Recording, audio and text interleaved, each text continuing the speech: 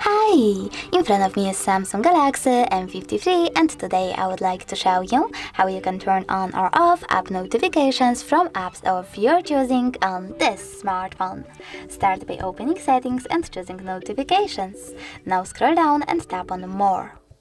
Over here, select an app from which you don't want to get notifications from, like Google Play Store, and tap on the switcher next to it. As you can see, all notifications from Google Play Store are now off. If you wish to turn them back on, just click on the same switcher.